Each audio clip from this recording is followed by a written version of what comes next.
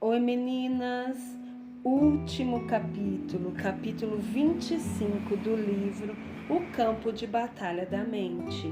O tema: vou fazer do meu jeito ou então não faço de jeito nenhum. Mentalidade de deserto 10. Para que pusessem em Deus a sua confiança e não se esquecessem dos feitos de Deus, mas lhe observassem os mandamentos, e que não fossem como seus pais, geração obstinada e rebelde, geração de coração inconstante, que não preparou seu coração para conhecer a Deus, e cujo espírito não foi firme nem fiel a Deus. Salmo 78, versos 7 e 8. Os israelitas demonstraram muita teimosia e rebeldia durante seus anos de deserto. Foi precisamente isso que os levou a morrer lá. Eles simplesmente não faziam o que Deus lhes dizia para fazer. Clamavam a Deus para tirá-los do problema quando se metiam em confusão. Eles até mesmo respondiam às suas instruções com obediência, até que as coisas melhoravam. Então, repetidamente, eles iam imediatamente de volta à rebeldia. Esse mesmo ciclo é repetido e registrado tantas vezes no Velho Testamento que é quase inacreditável. Mesmo assim, se não andarmos em sabedoria, gastaremos nossa vida fazendo a mesma coisa. Suponho que alguns de nós somos simplesmente por natureza um pouco mais teimosos e rebeldes do que outros. E então, claro, devemos refletir sobre nossas raízes e como começamos nossa vida, porque isso nos afeta. Nasci com uma personalidade forte e provavelmente teria gasto muitos anos da minha vida tentando fazer as coisas do meu jeito, a despeito de tudo. Mas os anos que passei sendo abusada e controlada, somados a uma personalidade já forte, combinaram-se para desenvolver em mim a mentalidade que ninguém iria me dizer o que fazer. Obviamente, Deus teve de tratar essa atitude errada antes que Ele pudesse me usar. O Senhor exige que aprendamos a abrir mão da nossa vontade e sejamos flexíveis e moldáveis em suas mãos. Enquanto formos teimosos e rebeldes, Ele não pode nos usar. Descrevo o teimoso como obstinado, difícil de tratar ou trabalhar, e rebelde como resistente ao controle, resistente à correção, ingovernável, que se recusa a seguir normas comuns. Ambas essas definições me descrevem como eu era. O abuso que sofri na infância causou muitas atitudes desequilibradas em relação à autoridade. Mas, como disse neste livro, eu não poderia permitir que meu passado se tornasse uma desculpa para continuar presa na rebelião ou em qualquer outra coisa. A vida vitoriosa exige obediência pronta e escrupulosa ao Senhor. Crescemos em nossa habilidade e desejo de deixar a nossa vontade de lado e fazer a dele. É vital que continuemos a fazer progresso nessa área. Não é suficiente atingir um platô e pensar, cheguei tão longe quanto queria. Devemos ser obedientes em tudo, sem reter nada, nem manter quaisquer portas em nossa vida fechadas ao Senhor.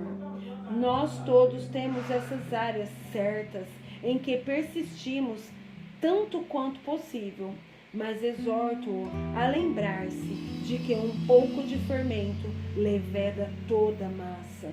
1 Coríntios, capítulo 5, versículo 6. Deus quer obediência, não sacrifício. Porém, Samuel disse ao rei Saul: tem porventura o Senhor tanto prazer em holocaustos e sacrifício, quanto em que se obedeça a sua palavra? Eis que o obedecer é melhor do que o sacrificar, e o atender melhor do que a gordura de carneiros. porque a rebelião é como o pecado de feitiçaria, e a obstinação é como a idolatria e culto a ídolos do lar, imagens domésticas de boa sorte. Visto que rejeitastes a palavra do Senhor, ele também te rejeitou a ti, para que não sejas rei. 1 Samuel, capítulo 15, versículo 22 e 23. Um exame da vida de Saul nos mostra vividamente que lhe foi dada uma oportunidade de ser rei. Ele não manteve a posição por muito tempo por causa da teimosia e rebeldia. Ele tinha suas próprias ideias sobre as coisas. Certa vez, quando o profeta Samuel estava corrigindo Saul por não fazer o que havia sido instruído a fazer, a resposta de Saul foi: "Eu achei que." Ele então continuou expressando sua ideia de como ele pensava que as coisas deveriam ser feitas. 1 Samuel, capítulo 10, versículo do 6 ao 8. E capítulo 13, do versículo 8 ao 14. A resposta de Samuel ao rei Saul foi que Deus desejava obediência e não sacrifício. Frequentemente não queremos fazer o que Deus pede e então tentamos fazer alguma coisa para compensar nossa desobediência. Quantos filhos de Deus deixam de reinar como reis na vida? Romanos capítulo 5, versículo 17, Apocalipse capítulo 1, versículo 6, por causa da sua teimosia e rebeldia. A introdução ao livro de Eclesiastes na Bíblia Amplificada diz isto: o propósito deste livro é investigar a vida como um todo e ensinar que, em última análise, a vida é sem sentido, sem o respeito e reverência apropriados a Deus. Devemos nos lembrar de que sem obediência não há respeito e reverência apropriados. A rebeldia, demonstrada por muitos filhos hoje, é causada por falta de respeito e reverência aos pais. Isso geralmente é culpa dos pais, porque eles não viveram diante dos seus filhos uma vida que evocaria respeito e reverência. A maioria dos estudiosos concorda que o livro de Eclesiastes foi escrito pelo rei Salomão, que recebeu mais sabedoria de Deus do que qualquer outro homem. Se Salomão tinha tanta sabedoria, como poderia ter cometido tantos erros tristes em sua vida? A resposta é simples. É possível ter alguma coisa e não usá-la? É possível ter alguma coisa e não usá-la. Nós temos a mente de Cristo, mas sempre a usamos? Jesus foi feito para nós sabedoria de Deus, mas sempre usamos sabedoria? Salomão queria ir pelo seu próprio caminho e fazer as suas próprias coisas. Ele passou a sua vida tentando, primeiro uma coisa e depois outra. Ele teve toda e qualquer coisa que o dinheiro pode comprar, o melhor de cada prazer do mundo. E, entretanto, isso é o que ele disse na conclusão do seu livro. De tudo que se tem ouvido, a suma é: teme a Deus, reverencia-o e presta-lhe culto, sabendo que ele é. Guarda os seus mandamentos, porque isto é o dever de todo homem, o propósito pleno e original da criação de Deus, o objetivo da providência de Deus, a raiz do caráter, o fundamento de toda felicidade, a adequação de todas as circunstâncias e a condição desarmoniosas debaixo do sol. Eclesiastes capítulo 12, versículo 13. Deixe-me colocar com minhas próprias palavras o que entendo dessa passagem. O inteiro propósito da criação do homem é que ele reverencie e adore a Deus por meio da obediência a ele. Todo caráter divino deve estar enraizado na obediência. É o fundamento de toda a felicidade. Ninguém pode ser verdadeiramente feliz sem ser obediente a Deus. Qualquer coisa em nossa vida que esteja fora de ordem será ajustada pela obediência. A obediência é obrigação total do homem. No que me diz respeito, essa é uma passagem admirável e eu o encorajo a continuar estudando-a. Obediência e desobediência, ambas têm consequências, porque, como pela desobediência de um só homem, muitos se tornaram pecadores, assim também, por meio da obediência de um só, muitos se tornarão justos. Romanos, capítulo 5, versículo 19. Nossa escolha para obedecer ou não obedecer não apenas afeta a nós, mas a multidões de outras pessoas. Apenas pense nisto. Se os israelitas tivessem obedecido a Deus prontamente, a vida deles teria sido longa. Muitos deles e seus filhos morreram no deserto porque não se submeteram à vontade de Deus. Seus filhos foram afetados pelas suas decisões e assim são os nossos.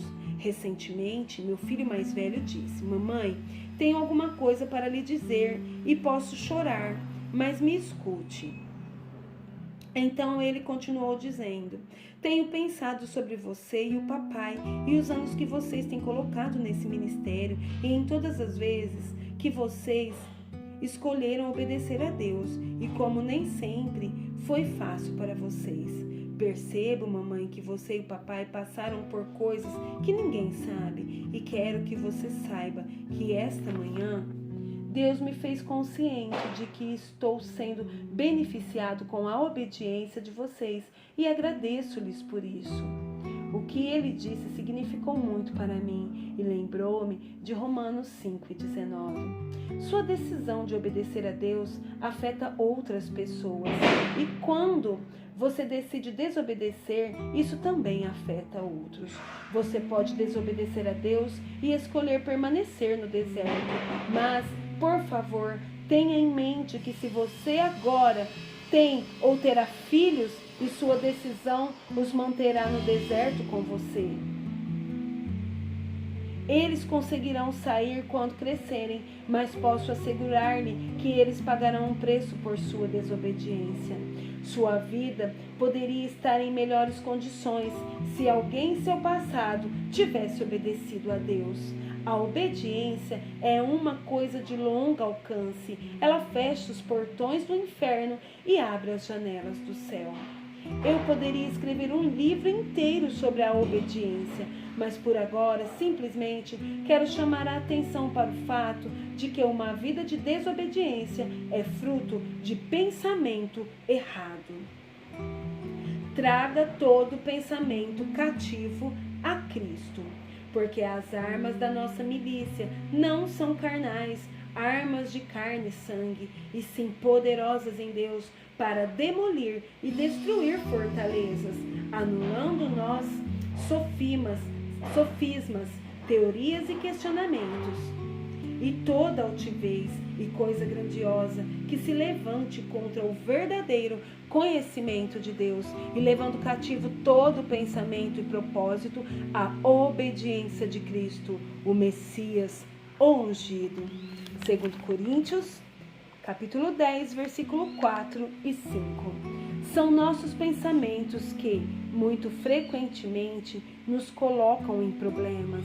Em Isaías 55, 8, o Senhor diz: porque meus pensamentos não são vossos pensamentos, nem vossos caminhos, meus caminhos. Não importa o que eu ou você possamos pensar, Deus escreveu seus pensamentos para nós em seu livro chamado Bíblia. Devemos escolher examinar nossos pensamentos à luz da palavra de Deus, sempre desejando submetê-los aos pensamentos de Deus, sabendo que os dele são melhores. Esse é exatamente o ponto central de 2 Coríntios 10, 4 e 5. Examine o que está em sua mente. Se concordar com os pensamentos de Deus, a Bíblia, então lance fora seus próprios pensamentos e pense os dele. As pessoas que vivem na vaidade da sua própria mente não apenas destroem a si mesmas, mas muito frequentemente trazem destruição aos outros à sua volta. A mente é o campo de batalha. É nessa esfera da mente que você vencerá ou perderá a guerra que Satanás deflagrou. É a minha mais sincera oração que este livro o ajude a lançar fora as imaginações e cada coisa elevada e altiva que se exalta contra o conhecimento de Deus, trazendo todo pensamento cativo à obediência de Cristo. Amém, meninas? Muito obrigada por ficarem comigo até o último capítulo. Que Deus as abençoe e que nós possamos pôr em prática cada palavra, cada aprendizado aqui que tivemos neste livro. Fiquem com Deus, amo vocês. Tchau, tchau. Até o próximo livro.